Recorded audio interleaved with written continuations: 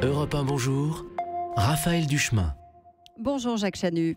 Bonjour. Président de la Fédération française du bâtiment. Merci d'être avec nous ce matin sur Europe 1. Le bâtiment, c'est 700 000 salariés, c'est dire si le secteur compte en France.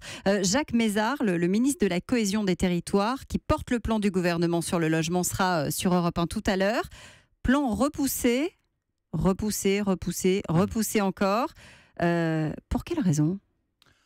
Je pense quand même que les événements de Saint-Martin et de Saint-Barthélemy ont été à l'origine du report du Conseil des ministres, puisqu'il devait avoir une intervention tout de suite après le Conseil des ministres. Je ne suis pas sûr qu'il y ait un Conseil des ministres qui soit programmé le 20. Donc a priori, tout cela est plutôt lié aux événements extra-bâtiments, j'allais dire. Vous lui dites quoi au ministre qui sera ce matin sur Europe 1 ? Vous lui dites ce plan, il faut le faire, mais différemment ? Ce plan, il faut avoir en tête que l'histoire peut se répéter et que lorsque vous avez une activité comme la nôtre qui commence à démarrer, mais qui a quelques signes, un peu de ralentissement notamment sur le logement, il ne faut pas répéter les erreurs du passé en supprimant un certain nombre de systèmes qui permettent aux jeunes notamment d'acheter pour la première fois ou aux gens de continuer d'investir dans le logement, parce que sinon ça aura les mêmes effets, c'est-à-dire une chute de 100 ou 120 000 constructions par an, c'est-à-dire en gros 200 000 emplois qui peuvent être concernés.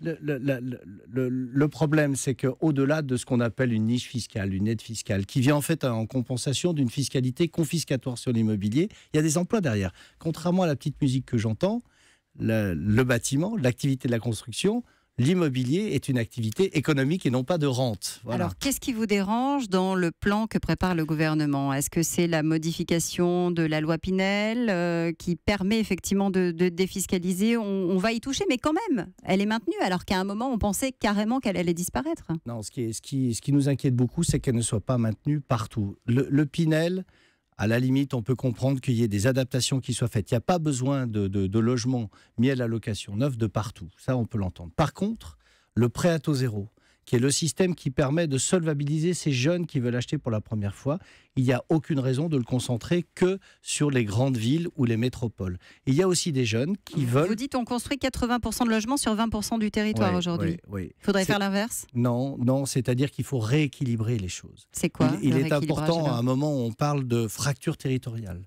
de lutter contre la désertification des centres-bourgs ou des villes moyennes. Il est important de donner un signe positif et surtout une capacité aux gens qui veulent rester ou qui veulent s'installer dans ces centres-bourgs, dans ces petites villes ou dans des territoires encore plus ruraux, de pouvoir le faire. Or, aujourd'hui, quel est le problème pour un jeune quand il veut acheter ou construire pour la première fois ? C'est l'apport.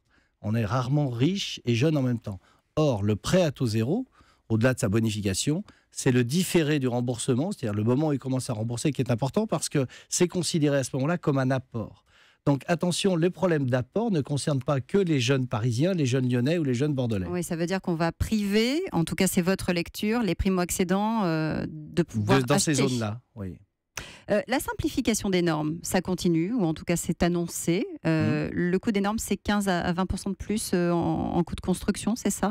Oui, c'est une estimation, mais c'est à peu près ça. Mais toutes les normes qui... Ça va dans le bon sens ? Oui, ça va surtout dans le bon sens parce qu'il y a une continuité. Depuis plusieurs années a commencé cette volonté de réduire ou d'optimiser les normes. Bien sûr, contrairement à ce que j'ai entendu, sans toucher aux normes de sécurité. Les événements récents doivent aussi nous conforter dans cette démarche-là. Mais par contre, tout ce qui peut être... des additions de normes qui, au final, pour essayer d'obtenir une forme d'excellence, bloquent un certain nombre de choses et de marchés. Vous disiez que le secteur commençait à aller mieux. Les permis de construire ont augmenté de 2,7% de mai à juillet. Ça se confirme puisque les chiffres tombent ce matin. Quels sont-ils, ces chiffres ? Oui, les chiffres sont plutôt bons en termes de mise en chantier. Par contre, on sent bien un retournement sur les ventes. Et ça nous inquiète parce que... De quel ordre ? De l'ordre de 2% sur le marché individuel, c'est-à-dire la maison, et de l'ordre de 10% sur le collectif. Ce qui nous inquiète, c'est que les ventes d'aujourd'hui sont les chantiers de demain pour nous. Et que donc ce premier signe-là nous rappelle aussi, avec une grande inquiétude, nous rappelle cette période il y a 5-6 ans, c'est-à-dire où il y avait eu un retournement et qui avait engendré malheureusement derrière des difficultés pour la construction. Les ventes de logements qui décrochent au deuxième trimestre, dans l'individuel, dans le collectif aussi ? Les deux, 2% individuel, moins 10% dans le collectif. Avec un impact donc sur l'activité bâtiment, c'est ce que vous redoutez. À terme, forcément. Merci Jacques Chanu Merci d'avoir à vous. été avec nous. Europe. Europe 1.